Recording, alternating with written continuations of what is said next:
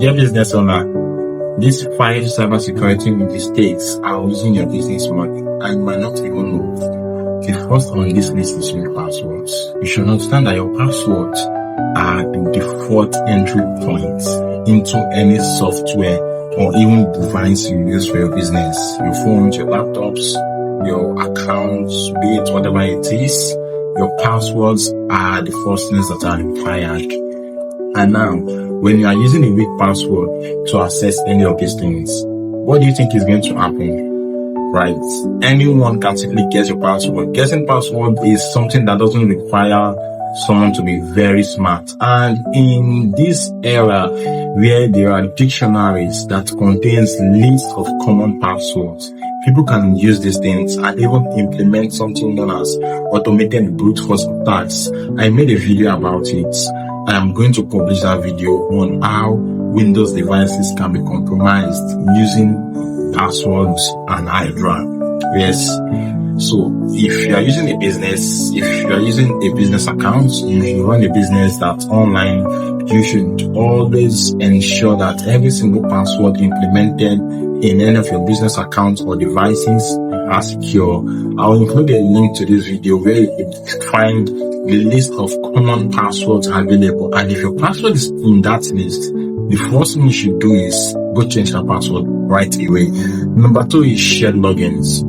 Shared logins are something that many businesses do, especially very small businesses. They do that mistake a lot, where one single person has an account and every other person is sharing logins to that account in a business.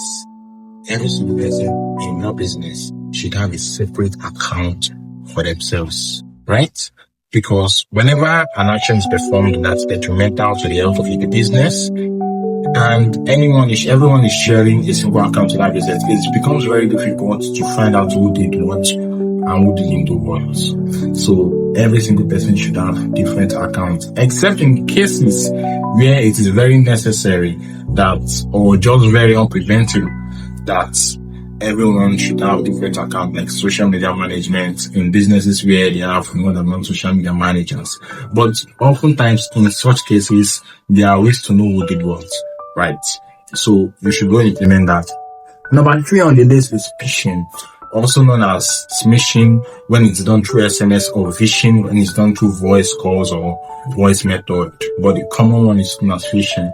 Phishing is the commonest way attackers use in gaining access into businesses, compromising businesses, stealing businesses money, stealing their data and everything that they want to do, because they know that phishing utilizes something known as social engineering, which is built upon human psychology. So it's very difficult for people to spot phishing emails. And with artificial intelligence, phishing emails are getting extremely smart, extremely hard to detect.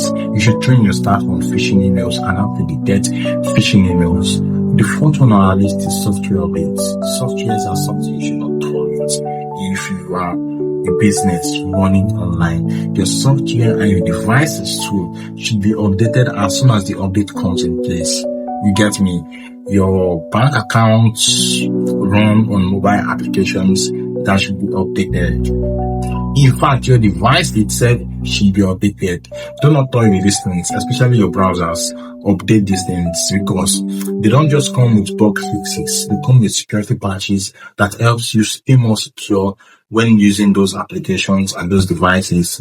The 5th one on our list is using personal devices for work purposes. You should understand that personal devices are personal devices and work devices are work devices. When you are using a single device for both things, you just don't know how to operate under these 2 things, and people just don't know how to differentiate when this time is for business and this time is for personal stuff. When you're using a one device for work purposes and you're using a personal device for personal purposes separately, once you operate your work device, you already know that there are certain things you are not supposed to do on this device. And as a business owner, you can make it even more secure by implementing certain strategies and configurations that allows you to control what can be done on a work device and what cannot be done on a work device, using firewalls and every other settings implemented on those devices.